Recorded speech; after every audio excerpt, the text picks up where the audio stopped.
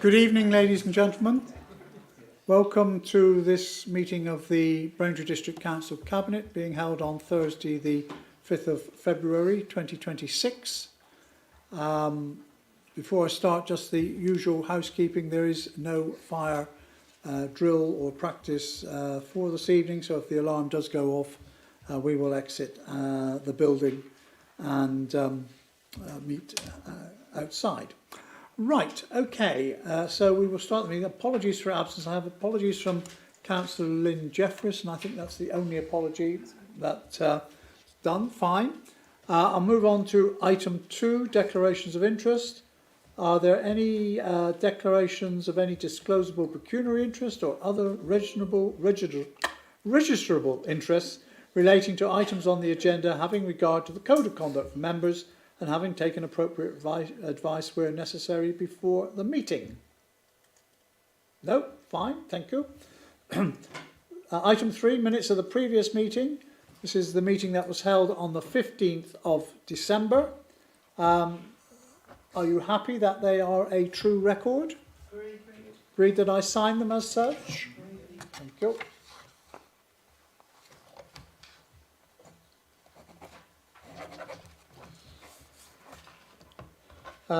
Item 4, public question time. We have no members of the public who wish to address us tonight. So we will move on to item 5, which will be the Council Budget and Council Tax 26-27 and Medium Term Financial Strategy 26-27 to 29-30. I'm going to ask Councillor Bowers to introduce that. I would point out, of course, that we had a fairly detailed canter through this at the corporate scrutiny, and we will, of course, be dealing with it at the special budget meeting in a week or so's time. So I have begged Councillor Bowers not to go through it line by line. Over to you, Councillor Bowers. Thank you, Leader. As members will be aware, this is the penultimate stage of the governance route for the budget process for 2026-27. Following the previous Cabinet meeting and the Corporate Scrutiny Committee meeting in November, all feedback was duly considered to provide the final proposals presented to the Corporate Scrutiny Committee in late January. At that meeting, I also posed the question that ahead of tonight's meeting and this item, if there were any additional items or changes that any member would like to suggest. I can confirm that I haven't received any further suggestions following the Corporate Scrutiny Committee. As the initial and final budget proposals have been presented and discussed in detail at the previous meetings, as alluded to by the Leader, I don't intend to cover everything again. However, there are some key points that I feel are worth further airing as part of the presentation of the budget report tonight. The key changes since I presented to Cabinet in November are the Council has received a new year multi-year local government finance settlement, which is based on the fair funding review and includes a complete reset of the business rate retention system. Funding allocations have been set for the financial years 26-27, 27-28 and 28-29, with changes being introduced gradually and transitional protection measures in place. For Braintree, the core spending power is expected to remain unchanged over the next 3 years, which contrasts with a national increase of 15% and an average increase of 3.2% for Shire districts. In the short term, funding is more favourable than previously anticipated in the MTFS. However, significantly, there will be a reduction in cash flow due to the loss of new homes bonus and the redistribution of business rate growth. The Council has secured ring-fence funding to address homelessness, rough sleeping and domestic abuse, ensuring these critical areas receive dedicated support. Additional funding has been allocated for extended producer responsibility for the 26-27 financial year. From April 26, business rates will undergo a full re-evaluation. A transitional protection scheme will be introduced to help businesses adjust to these changes. There will be 5 different rating multipliers, including 3 new rates, 2 of which are specifically designed for the retail, hospitality and leisure sectors.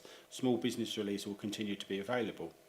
Additional support has been announced for pubs and music venues, with new measures set to benefit these establishments over the next 3 years. The MTFS has been updated to reflect changes in the council tax base and revised forecasts for interest rates. This has led to adjustments in our treasury management and income projections. The recent triennial review of the pension fund has reviewed a surplus for Braintree. As a result, the employer payroll on cost will be reduced from 22.1% to 18.8%.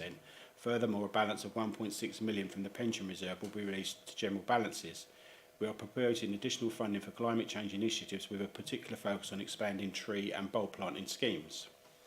Rising costs, including paying inflation, as well as some reductions in income, mean that we require over £2 million in additional funding simply to maintain our current level of services. This is a significant challenge, but one, as always, we are determined to meet. To ensure we continue to deliver for our residents, we are proposing ongoing investment of approximately £800,000. This funding will strengthen key areas such as community support, local pride initiatives, economic development, regulatory services, digital transformation, project delivery and enabling services. Each of these areas is vital to the wellbeing and prosperity of our district. Addressing homelessness and rough sleeping remains a priority. We are responding to these challenges while strengthening our housing service, including the creation of new and extended staffing roles to meet increasing demand and providing effective support. One of the main overarching aims of the 26-27 budget is to support our communities and households. To that end, I am proud to outline our ongoing commitment to supporting the people and communities of our district, especially those during these challenging times.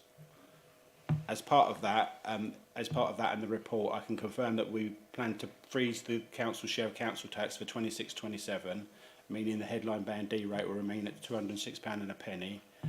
Recognising the ongoing pressure of the cost of living, we are allocating an additional £400,000 to our cost of living fund over the next 2 years. To ensure we have the right expertise in place, we are making permanent appointments to the roles of cost of living officer and community engagement officer. These positions will be central to our efforts to support residents and strengthen community ties. We're also maintaining our support for key partners, including Citizens Advice, the Museum Trust and parish councils. Their work is vital to the wellbeing and vibrancy of our communities. The Council Community Grant Scheme will be extended for a further 2 years with an increased allocation of £1,500 per annum. This will give councillors greater capacity to support local projects and initiatives that matter most to their constituents. These measures reflect our determination to stand by our residents, invest in our communities and ensure that no one is left behind. Regarding producing a balanced budget, we have identified over £2 million in additional income and savings. These gains come from a range of areas, including improvements in treasury management, a positive outcome from the pension fund review, efficiencies in waste management, renegotiated leisure contracts and increased income from various council services. We've also undertaken a thorough review of our fees and charges. The proposed increases are carefully calibrated to reflect the true cost of providing services, taking into account comparative data from other authorities, comply with statutory requirements and meet the needs of our community. In particular, we are raising charges for car parks to ensure they remain safe, reliable and well maintained, while also addressing the growing need for capital investment in these facilities. While our medium-term financial strategy projections have improved, we must acknowledge that a funding gap still remains. We are currently forecasting a shortfall of £365,000 in 27-28, which is expected to rise to £2.2 million per annum by 29-30. These measures demonstrate, the measures I mentioned earlier, would demonstrate our commitment to sound financial management, ensuring we continue to deliver essential services while preparing for the challenges ahead. The one final thing that, as I mentioned at the Corporate Scrutiny Committee, is around the local government finance settlement being currently provisional. Normally in previous years we don't see change between the provisional and the final settlement. However, I must stress that this is the first multi-year settlement for many years. There is still the possibility for flexibility, although we don't expect it. I need to flag there is still a possibility. To that end, the local government finance settlement has not been issued yet. Therefore, should there be any changes between now and council, these will need to be picked up as an amendment to full council. Before I move the recommendations in tonight's report, I just want to hand over to Phil Myers, our Section 151 officer, just to say a few words about robustness of the council finances, if you don't mind, Chairman. Yes, thank you very much. Phil? Yes, so in terms of the matter of the robustness of the budget, I think it's, I just draw the Cabinet's attention, I think it also be the case for all members at full council to the Appendix F that's contained in the report that specifically addresses the question of the robustness of the estimates. So it's incumbent on me as the Section 151 officer to make an assessment based on the process we've gone through and the risks and the uncertainties that we face, as to whether, in my view, I'm satisfied that the proposals that are being put forward do represent, in my view, a robust budget, and members will be able to see from that appendix that that is in fact the conclusion I draw. Informing that is also in the level of and the adequacy of our financial reserves. And while the budget proposes some repurposing of our reserves and allocating and earmarking those for specific proposals, as was mentioned at the Scrutiny Committee recently, our level of unallocated reserves is expected to remain significantly above what we refer to as our minimum level of reserves. So I think on that basis, that I would conclude, as an authority, we have strong financial resilience to weather some of the uncertainties and risks that undoubtedly will come our way over the coming financial year. Thanks, Phil, for that. And just moving on to the recommendations, just ahead of that, there are some minor amendments to make members aware of that need to be made to the Appendix B of the fees and charges in relation to car parking charges. There's just a couple of amendments in regards, it's under operations, the car park station approach Braintree short stay. There's a minor amendment there, whereas the report mentions it being Monday to Saturday, 7 a.m. till 7 p.m, 1 to 3 hours. It's actually Monday to Friday, 7 a.m. till 7 p.m. to 1 to 3 hours. And also we do need to remove the reference to car parks in regards to Travelodge customers, because these need to be deleted as proposed charges. The set rate applies under the lease terms, so it's not part of the fees and charges piece we're doing here. That will be amended as part of the fees and charges. So the recommendations, I move the recommendation as set out in section 2 on pages 5, 6 and 7 tonight's report, including Appendix B as amended with what I've just referenced. Thank you, Chairman. Thank you, Councillor Bowers. I will formally second those recommendations. Now open for comment or discussion. I realise members have been through this quite a few times, but are there any other comments or questions anyone has at this stage? Councillor Heath. Thank you, Mr. Chairman. The only thing I would like to ask, it's not actually about this budget as such, it's a number of people have actually approached me and said, why are we doing things for 2029 and 2030? And I've explained the best I can of what it is. And I just wonder if there is a way that the council, whenever it's doing a press release or anything, can just make it clear that this is the correct way of doing things. We do recognise that there are going to be elections in 28.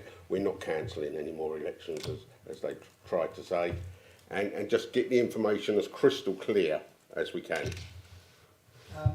Yes, I mean, we will make a... we like to think there's no more elections and that we have the timetable. That may or may not be the case. We will wait to see how that goes. But clearly, we need to plan through the period of transition, as other authorities will as well. And we can't just say, well, we'll do it to the end of that year and then it'll be all over. So that's the reason why. But yes, we'll make a point that we have a responsibility, and of course it will be assuming that the timetable stays the same. It will be to the new unitary authorities to take it forward if they so wish, or make such changes as they may wish at the time. As I say, Mr. Chairman, I understand, but obviously we collectively aren't getting the message out clear enough. It's just the thing. So anything we can do has got to be welcomed. Okay, I think we'll take that point on board. Any other comments or questions at all? If not, Councillor Bowers has moved the recommendations 2.1, which are recommendations that will go to full council.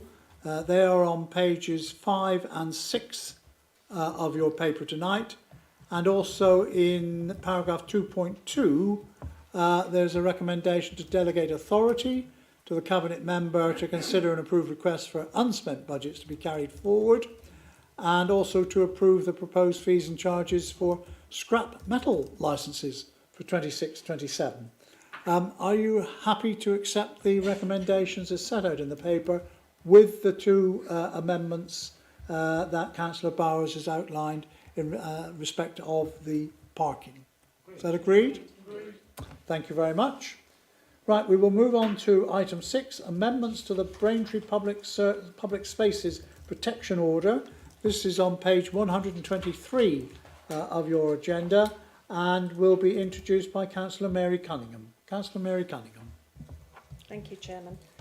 The purpose of the report is to provide the outcome of the 12-month review of the existing Public Spaces Protection Order for Braintree Town Centre and the consultation on the proposed amendments. The Public Space Protection Order for Braintree Town Centre was introduced in October 2024, and this was to address issues around antisocial behaviour that were being consistently reported by residents, businesses and the public alike over a considerable period of time.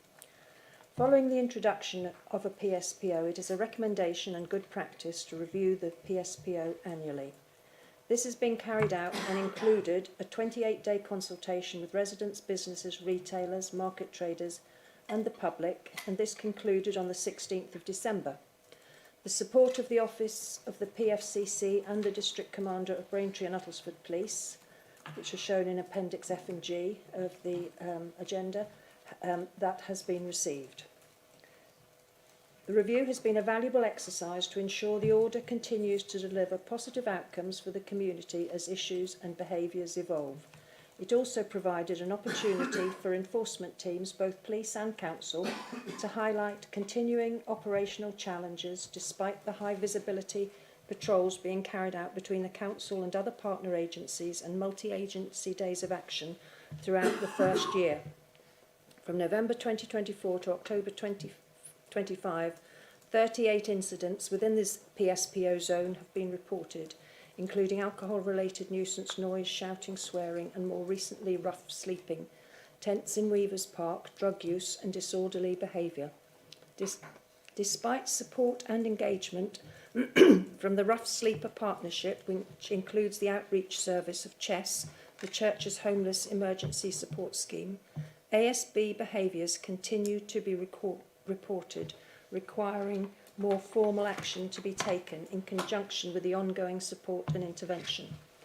The review carried out by our ASB and enforcement manager, and having consulted with the Braintree Neighbourhood Policing Team and the Council's own street scene protection team, it was identified that there was confusion within the wording surrounding the consumption of alcohol on the existing PSPO. So to address this issue and the issue around rough sleeping, some amendments to the PSPO are required. So the recommendations before you tonight are to note the update of the 12-month review, to authorise the amendments to the existing Braintree Town Centre Public Space Protection Order as detailed in proposed amendment to the PSPO Appendix A. These are rewording of the consumption of alcohol prohibition to focus on Section 63 of the Anti-Social Behaviour, Crime and Policing Act and 2014, and the requirement to stop drinking and surrender any containers believed to contain alcohol when made by an authorised officer.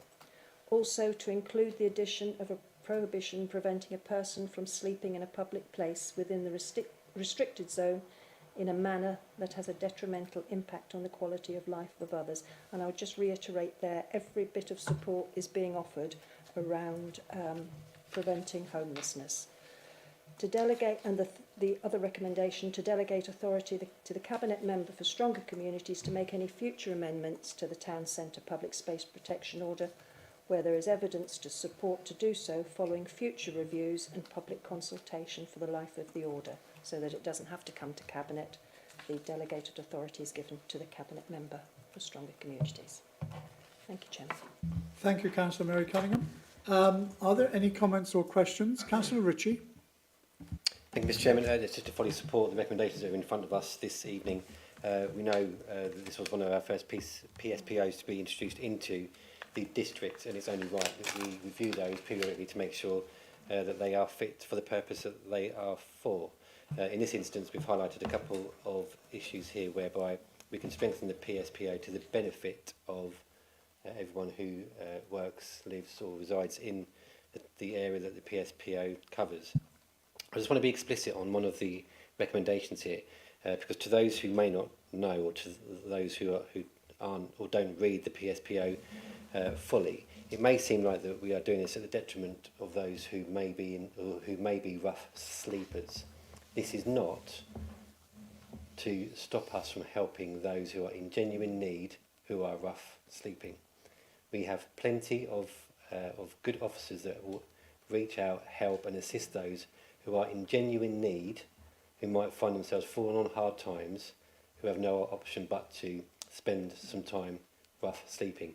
This is to specifically target those who may want to cause antisocial behaviour, who don't want to be helped, who don't want a way of reintegrating back into society through sheltered accommodation, etc. This is to ensure that those who are out to cause trouble are dealt with appropriately, and therefore I wholeheartedly support the recommendations that are set out in front of us this evening. Thank you. Thank you, Councillor Ritchie. Any other comments or questions? Councillor Mrs Beavis. Thank you, Chairman, and I wanted to thank Councillor Mary Cunningham on her report this evening.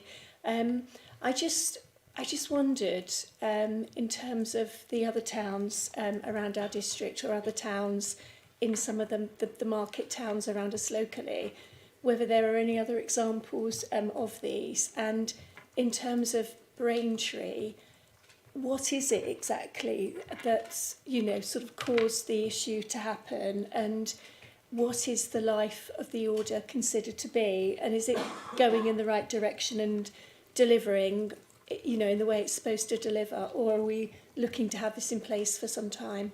Thank you, Chairman. Thank you. Councillor Cunningham. Thank you, Chairman, and thank you, Councillor Beavers, for your question. To answer the last bit, the order is in place indefinitely as long as the reviews are carried out. I think the other towns, if you're thinking of Whittam and Halstead, I think there may be issues there too, but of course they had the safer streets put in place first. They've got street wardens. We have actually part of now Braintree got a street warden for the life of the actual safer streets funding, and I think that if there was a particular issue in the other towns, which there doesn't seem to be the same issue as Braintree, then obviously we would address that in the same way that we have addressed Braintree. Thank you. Sorry. Yes, Emma. Sorry, Chairman, I'd just like to, not to contradict you, Councillor Mrs Cunningham, the duration of a PSPO is subject to a 3-year period, but it has to be reviewed to give an enduring duration in time. The purpose of a PSPO is to correct a situation that's occurring in a location, but as you've got tonight before you, a review has been carried out to see whether it's necessary to keep that PSPO in place, because they're not designed to be something that has to be in situation. They're there to address a situation, and once that situation has resolved itself through various things, then the PSPO could naturally lapse, or if there's evidence to suggest it needs to be extended, then it'll come forward for extension. So it's technically 3 years, but can be reviewed to give an enduring, but we've got an obligation to review periodically to make sure it's fit for purpose. It covers the issues that we need as an authority to deal with the concerns that have been raised and evidence, and then we have an obligation on the legislature to keep that under review. Sorry, Mrs Cummins, just wanted to add that to you. Thank you. Okay, thank you. Any other comments or questions at all? No? Well, you have the recommendations which Councillor Mary Cunningham has moved. I'm happy to second them. Are they agreed? Agreed? Thank you. We'll move on then to item 7, Public Spaces Protection Order Enforcement Policy. And back to Mary, back to Councillor Mary Cunningham. Thank you, Chairman. Yes, this report seeks approval for the adoption of the draft Public Spaces Protection Order Enforcement Policy. On the 11th of October, Braintree Council obtained a Public Space Protection Order for Braintree Town Centre. This order prevents particular behaviour within a designated restricted area. The Council is now currently seeking a second PSPO regarding nuisance vehicles, which will be a district-wide order. The enforcement of a PSPO is carried out by authorised officers from the District Council and Essex Police, and at present there is a gap with no dedicated policy outlining the specific enforcement procedures for public spaces protection orders. So any enforcement activity currently falls under the overarching Braintree District Council enforcement policy. The growing reliance on protection orders, which are a valuable tool for tackling specific behaviours in defined areas, indicates the importance of having a dedicated enforcement policy that will establish a clear enforcement framework for existing and future PSPOs. It will also establish fair, transparent and consistent enforcement by authorised officers, that's both police and council officers. It will align enforcement with corporate priorities, i.e. safe and more resilient communities, supporting vulnerable victims, tackling antisocial behaviour to improve health, well-being and public confidence. A dedicated PSPO enforcement policy also benefits the Council by improving governance and reducing the risk of legal challenges. It gives operational efficiency to officers as they have clear guidance on issuing fixed penalty notices, handling disputes and safeguarding. Its compliance with legislation aligns with ASB Crime and Policing Act 2014 and the Regulators Code. To sum up, this policy fills the current gap in PSPO enforcement and any future PSPOs the district may have. I move the recommendation to approve adoption of the Public Spaces Protection Order enforcement policy as set out in Appendix 1. And if I could, through you, Chairman, just thank Colin Cox, our ASB and Enforcement Manager, for the really good reports that we have before us this evening. We've benefited hugely from his expertise and experience. So what we've got now is a real belt and braces on our PSPO for the future. Thank you, Chairman. Thank you very much. Any comments or questions at all?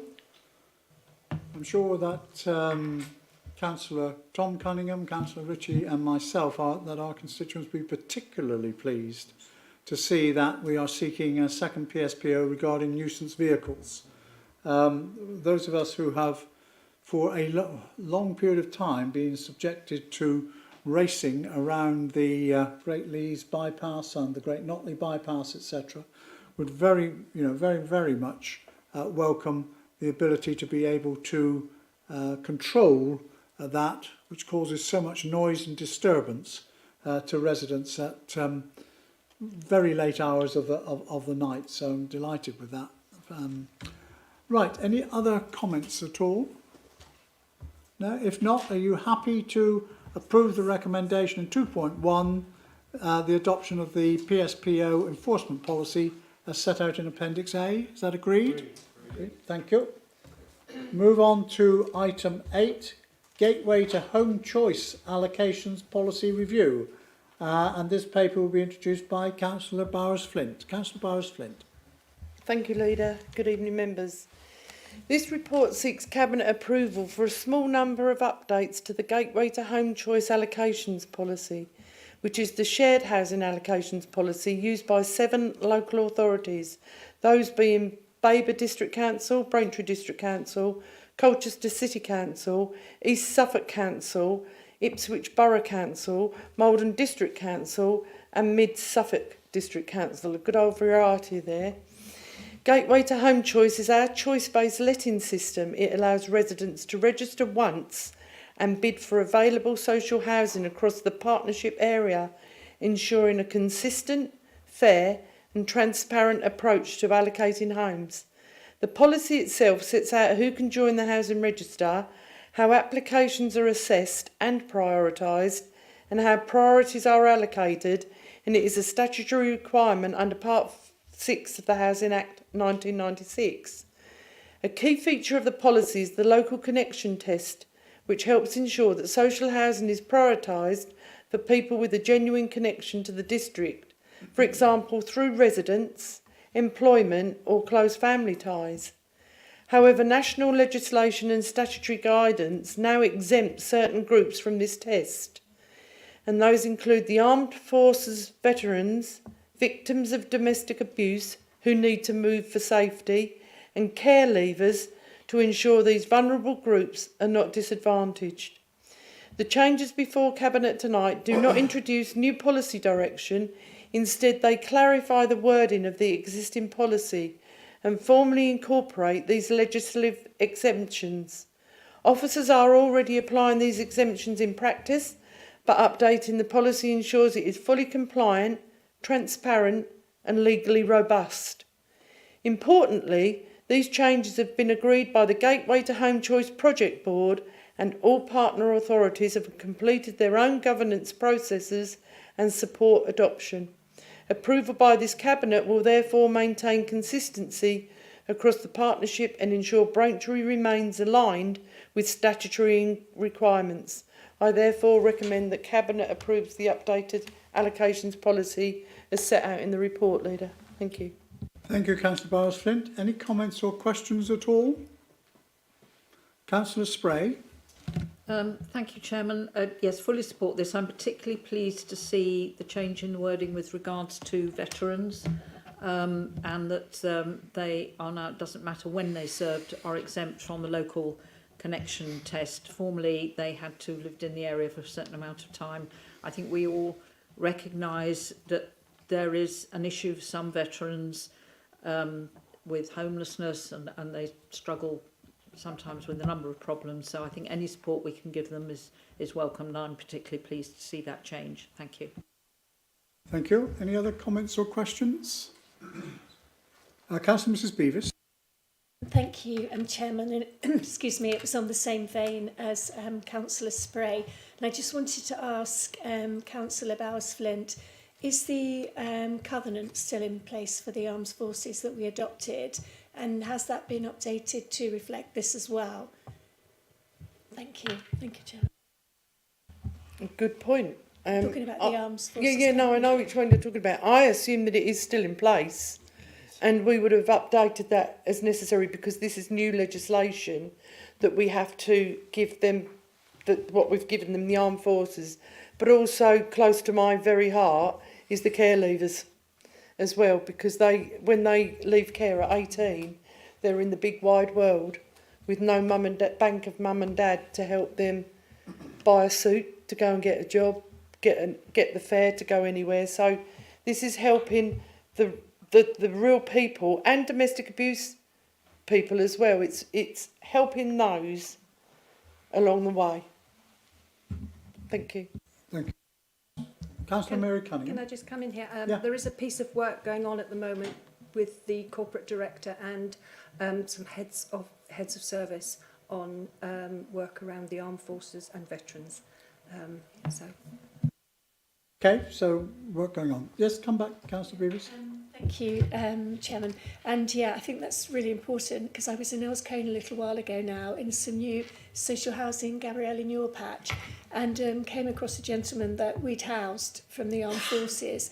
And it was actually knowing that we had the covenant that, you know, was the strong thing for him. So it's just that as long as it's picked up in the covenant. Thanks. Emma, do you want to say something? Yes, Chair. The Armed Forces Covenant is not the District Council's covenant. Yes. It is a national covenant which is supported by local authorities and other sectors. So many years ago we adopted the covenant, and that's something that's here, but it's not ours to review. It's an undertaking we make to those who are coming out of the services in the way that we deliver our housing support and other support as a local authority. So it's not something that we can update. But if there are changes to the covenant, we are obviously formed of those because we're one of the sign-up authorities. Thank you, Chairman. But we are still signed up to it. That's the important thing. Yes. Okay. Right. Any other comments? If not, are you happy to accept the recommendations in para 2.1 and 2.2? Is that agreed? Thank you. That takes us to item 9, award of contract for the haulage of waste. Councillor Tom Cunningham. Thank you very much, Chairman. And this is a relatively straightforward but certainly a very important decision we're making today. And the purpose is to seek approval for Braintree District Council to award a contract for the haulage of waste namely the dry mixed recycling, paper and card, garden horticultural waste, persistent organic pollutants, known as POPs, general waste skips and wood recycling skips.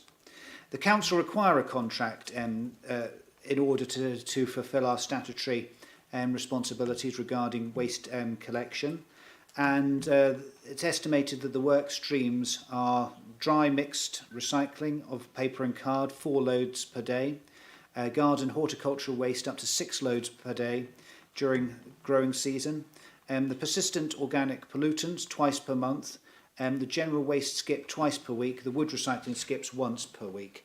And this is obviously taking the material out of our Cordons farm processing centre. And Chairman, what I would say is, with my lack of technical expertise in terms of commercial vehicles, this is not something that you could accommodate within your operational fleet. The sort of expertise and the wagons needed.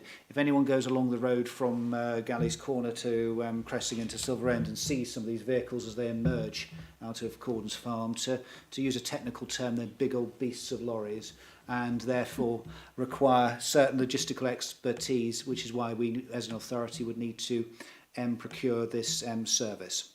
So the contract is for 3 years with an option to extend for a further 2 years. Again, I appreciate any concerns with impending local government reorganisation. As always, it does add a level of difficult complexity in terms of making decisions in the here and now in order to fulfil our statutory requirements, but we feel this is a responsible approach, and therefore, Chairman, I'd like to remove the recommendation to approve the award of a contract to provide haulage of waste to Waste A Recycling Limited for a period of 3 years with an option to extend for a further 2 years.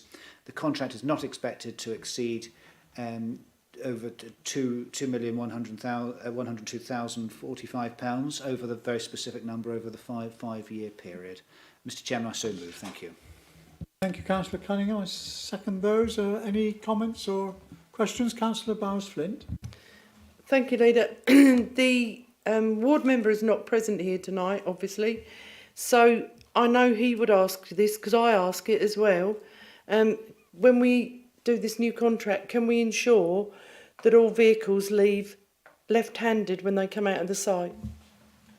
Thank you. It's been done now, but the odd rogue one happens every now and again. It don't matter, but as long as it's in the guidance. Absolutely, because as I say, they're quite considerable vehicles to do a 3-point turn in Cressing, yes, without a shadow of a doubt. So yes, so in all seriousness, I have to make that point, definitely. Thank you. Thank you for that. Any other comments or questions? If not, are you happy to accept the recommendation contained in 2.1 of the report? Agreed? Thank you. We'll move on to item 10, the award of M&E contract for 4 commercial sites. I will remind members that there was an addendum to the report, and this will be presented by Councillor Bowers. Councillor Bowers, please. Thank you, Leader. Braintree District Council is responsible for ensuring the ongoing maintenance of mechanical and electrical services across several key sites, including the Plaza, Osier House, Saunders House, Braintree Enterprise Centre and iConstruct. Our current contracts for planned preventative maintenance at these locations have either expired or are approaching expiry. To address this, we have engaged technical experts to design a new unified contract that brings together the requirements for all these buildings. The move supports our transition towards a corporate landlord model, streamlining the management of our assets and properties. The specification for this contract has been developed by the Senior Building Surveyor with support from the Essex Procurement Partnership. The tender process to appoint a new contractor using the JCT measured term contract was nearing completion at the time of the original report.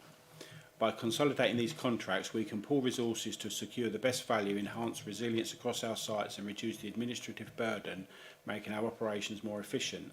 This new contract will ensure that the Council as landlord continues to meet its statutory and contractual obligations to all occupiers and visitors. The contract will run for 3 years with an option to extend for a further year and the flexibility to remove sites if necessary. Oversight of the contract will be managed by our Senior Building Surveyor, who will monitor performance and act as contract administrator. Costs for inspections, repairs and maintenance will be covered either by existing capital budget or recharged to tenants through service charges, depending on the specific contractual arrangements.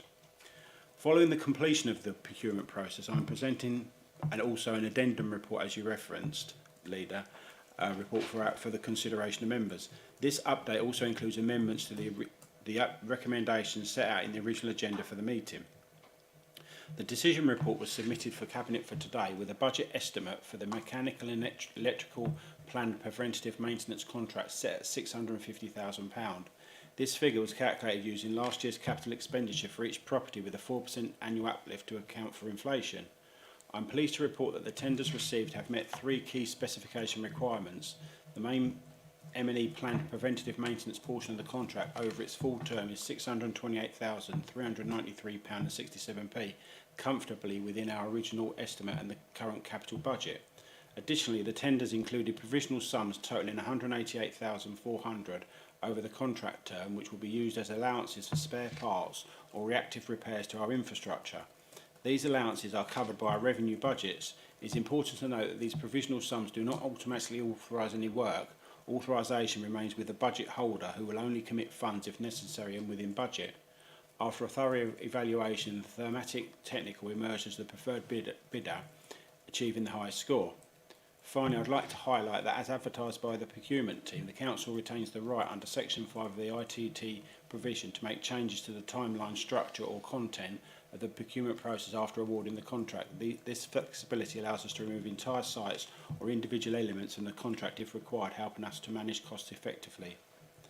Therefore, the recommendations set out in the original report are to be replaced as per the recommendations set out in 2.1.1 of the addendum report, which is to award the contract for M&E services to Thermatic Technical for 3 years plus 1 year extension for a total contract value of £816,793.67, excluding VAT. Thank you, Leader. Thank you, Councillor Bowers. Any comments or questions at all? Councillor Beavis. Thank you, Chairman. I just wanted to note the report from Councillor Bowers, and that I'll email you separately on Osier House. But I'm just interested to know how we're going to look at the performance of this contract and see some of the improvements that perhaps we might need on places like Osier House. But I won't go into detail, and I will email you separately. Thank you, Chairman. Thanks, Councillor Beavers, and I look forward to receiving that. It's just also to make the and I can explain as in regards depending on what you ask. Some of this mechanical and electrical is more for the really big sort of ticket items kind of thing, not some of the sort of day-to-day sort of maintenance things and that kind of thing. But depending on what you ask, I can clarify that offline kind of thing. Thank you. Okay, it's been moved by Councillor Bowers, which I will second. And I will remind members again, we are talking about the recommendation on the addendum, not the recommendation that was on page 238 of the original agenda for tonight. So that is 2.11, to award the contract to M&E for M&E services to Thermatic Technical for 3 years plus 1 year extension for a total contract value as set out on the paper there. Is that approved? Agreed. Thank you very much. That brings us to the end of the agenda for this evening. There are no other matters. There's no any urgent business, and there is no exempt business in part 2. So I will declare the meeting closed at 7:58. Thank you, colleagues.